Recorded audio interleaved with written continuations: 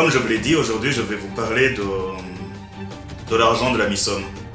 Mais pas que l'argent de la MISOM. La MISOM, c'est une mission de maintien de la paix en Somalie, dans laquelle participent les troupes burundaises. Je vais d'abord vous dire pourquoi il y a eu besoin de créer une troupe de maintien de la paix en Somalie et pourquoi cette mission de maintien de la paix est faite par des pays africains. Si vous connaissez pourquoi il y a des missions de maintien de la paix en Somalie, ben vous pourrez avancer et tracer la première partie.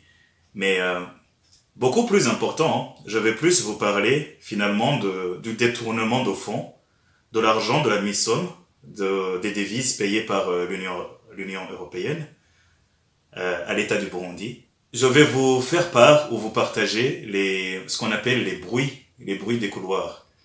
Ce n'est pas les murmures des couloirs comme on les entend parler. Cette fois-ci, c'est devenu des bruits de couloir. Avec des preuves à l'appui, comme beaucoup me demanderont des preuves, ben je vais vous donner des preuves. Et ce sera à vous de connect the dot, à vous de faire le lien. Comme on le dit bien en psychologie, finalement l'intelligence, c'est deux choses. C'est la vitesse à laquelle tu comprends les choses, et c'est finalement ta manière de faire le lien entre des faits qui se passent. Comment tu remplis les puzzles en place. Donc, pour commencer, parlons de la Somalie. Oui, pourquoi au fait il y a eu besoin d'envoyer des troupes burundaises en Somalie? Pourquoi c'est l'Union européenne qui paye? Pourquoi d'ailleurs il y a un tel gâchis en Somalie? Commençons par le gouvernement Saïd Barré. Saïd Barré était au pouvoir depuis les années 60 en Somalie. Un jour, il décide d'attaquer son voisin, l'Éthiopie. Ils ont des bifs entre la Somalie et l'Éthiopie depuis des centaines d'années. Je vous laisse faire vos propres devoirs pour vérifier en quoi consistent ces bifs, mais c'est souvent des bifs entre voisins.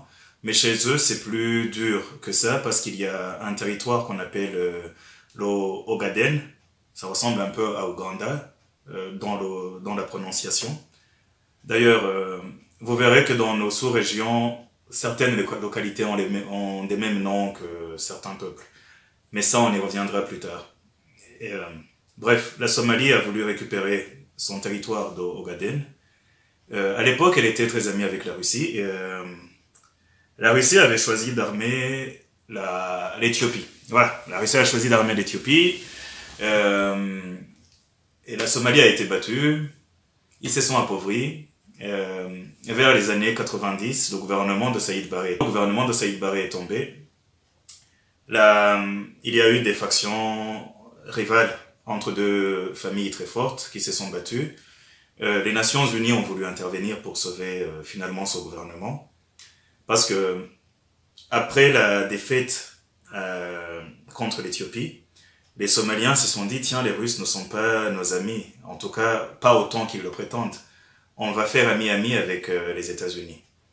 Donc ils sont devenus amis avec les États-Unis ont envoyé la Banque mondiale pour réparer le pays. Ça n'a pas trop marché.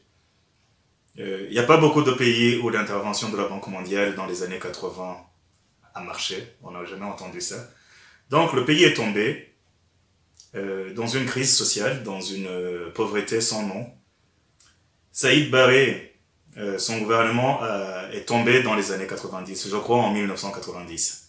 Je vous mettrai les liens de Wikipédia ou Google pour le gouvernement de Saïd Barré.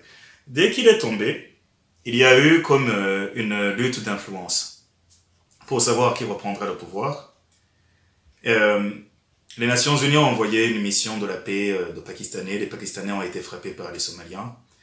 Les Américains y sont allés eux-mêmes, sans grand succès, voilà, 19 d'entre eux sont morts, plus combien d'autres personnes. Ils ont laissé les Somaliens en paix. Bon, c'est ce qu'ils disent, mais il y a d'autres langues qui disent que il y a du pétrole en Somalie, et les régions où il y a du pétrole, les Américains sont restés juste dans ces régions-là. Ils ont juste lâché les Mogadiscio et autres, mais ça c'est ce qui se dit, voilà. Mais officiellement, les États-Unis ont quitté la Somalie quand il y a eu des problèmes. Donc, la décennie des années 90, c'était juste que des combats, c'était, voilà, l'anarchie. L'anarchie totale. À un moment, on comptait 14 millions d'armes pour 9 millions d'habitants. C'est vous dire l'anarchie. Après, oui, vous allez me dire, mais pourquoi intervenir en Somalie? C'est pas le seul pays africain où finalement il y a une complète anarchie. Alors, l'Europe s'est intéressée à la Somalie vers les années 2006, 2005, 2007. Et pourquoi? Parce que les bateaux qui transportaient le pétrole pour aller l'amener en Europe, au fait, se faisaient capturer par des pirates somaliens. Et les pirates, au fait, ils prenaient en otage ces bateaux, qui coûtaient des fortunes. Et les Européens étaient obligés d'envoyer des mercenaires, c'était souvent des Britanniques, des bérets verts britanniques, qui, leur but consistait en gros à jouer à Rambo, quoi. They're shooting back. Ooh, hit it! Ceasefire, ceasefire. They jumped overboard.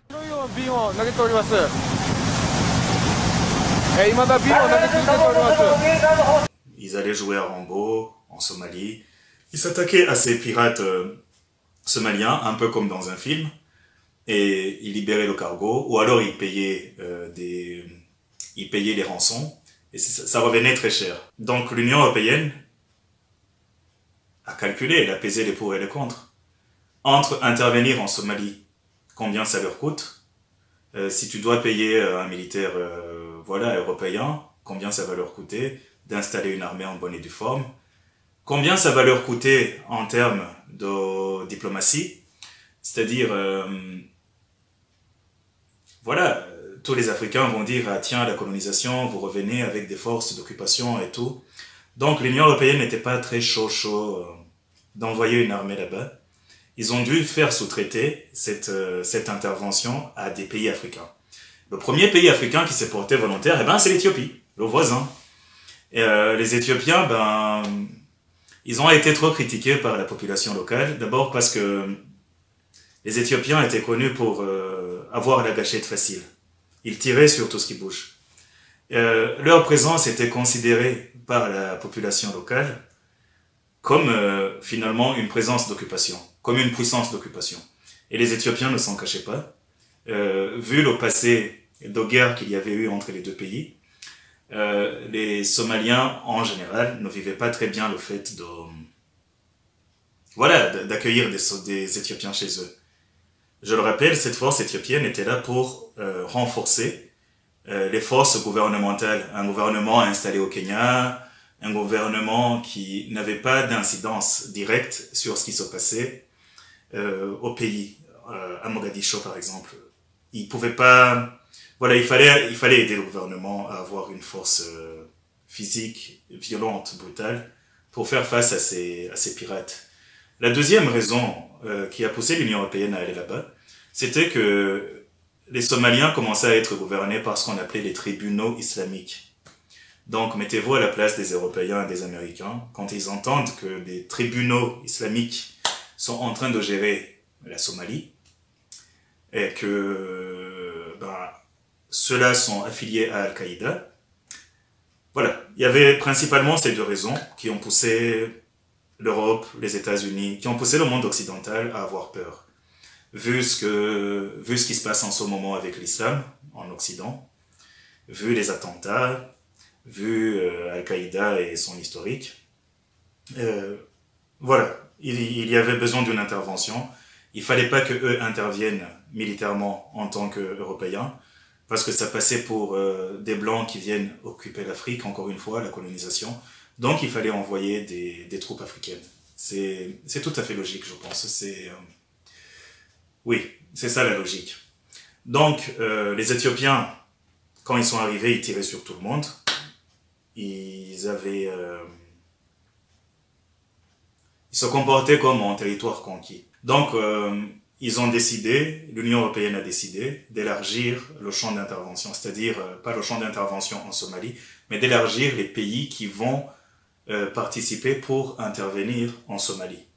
Et là, ils ont fait le choix de Museveni, l'Ougandais, et ils ont aussi choisi le Burundi. Et pourquoi le Burundi, par exemple? Parce que le Burundi a un historique, en fait. Le Burundi a une histoire avec la Somalie qui date de l'époque de Micombero. Juste après 72, quand il y a eu des groupes qui sont venus de la Tanzanie, qui ont essayé d'envahir le Burundi, et que, voilà, Mobutu a un peu aidé Micombero à faire face à l'invasion tanzanienne, Micombero s'est retrouvé semi-isolé, presque isolé, parce que il n'était pas très allié à Mobutu. Mobutu a finalement intervenu pour pas que ça continue chez lui, dans ses propres territoires, pour en gros stopper entre guillemets, les socialistes communistes, vu que lui, il était du côté de l'Ouest capitaliste. Mais Micombero, donc, il était presque sans alliés. Il ne pouvait pas avoir le Rwanda de Habyarimana comme allié. Il n'avait pas l'Ouganda comme allié à l'époque. Museveni n'avait pas encore pris le pouvoir. Il a pris une décennie et plus tard, 15 ans plus tard. En fait, Micombero s'est retrouvé avec des alliés des pays proches de Tel Aviv, c'est-à-dire l'Éthiopie, la Somalie. Plus tard, ces pays sont devenus l'axe Tel Aviv, Kampala, Kigali. Mais à l'époque, c'était plus Tel Aviv, Mogadiscio, Bujumbura. Donc oui, voilà, Micombero est devenu ami avec Saïd Barre, le président de Somalie. Il y a eu même des officiers militaires burundais qui sont partis en formation en Somalie. C'était une amitié de chef d'État, une amitié très forte et très profonde. De manière à ce que quand Bagaza a fait un coup d'État à Micombero lui a demandé s'il pouvait le laisser s'exiler en Somalie et Bagaza l'a laissé partir. Micombero est parti, Bagaza l'a laissé partir et Micombero est parti s'exiler en Somalie. Une fois que Micombero est arrivé en Somalie, il a arrêté de boire parce que il se dit que c'est un alcoolique. Je sais pas, je l'ai pas vu, mais en tout cas, il n'y a pas de fumée sans feu. Tout le monde dit que c'est un alcoolique. Mais quand il est arrivé en Somalie, il a recommencé les études. Il a étudié la sociologie à l'université de Mogadiscio. Il s'est remarié. Il se dit qu'il s'est remarié à une sœur de Saïd Barre, le président de la Somalie, et qu'il aurait eu 2 filles. Bon, ça je sais pas. Mais toujours est-il que quand Bagaza a entendu parler de cette histoire, que Micombero a arrêté de boire, qu'il recommence à étudier et tout, Bagaza a eu peur. Il s'est dit, Micombero va rentrer et me renverser avec l'aide des Somaliens. Je suis foutu et tout ça. Ou je risque d'être foutu s'il arrive. Et bref, il se dit qu'il l'aurait fait empoisonner. Micombero est mort en 83. C'est ça la petite histoire entre le Burundi et la Somalie. C'est donc une histoire qui, à un moment de notre pays, à une époque, notre pays était très très proche de la Somalie. Donc, parmi les troupes qui ont été choisies pour aller en Somalie, et qui seraient bien accueillies plus que les troupes éthiopiennes, le Burundi en faisait partie, compte tenu de cette histoire-là. Bien sûr, tous les Somaliens ne sont pas au courant de cette histoire, mais disons que la classe politique ou les groupes armés, en dehors des Chebab, étaient plutôt sympas envers les Burundais. Et voilà, ils les ont plutôt bien accueillis. Alors, ça c'est l'histoire de la Somalie et du Burundi.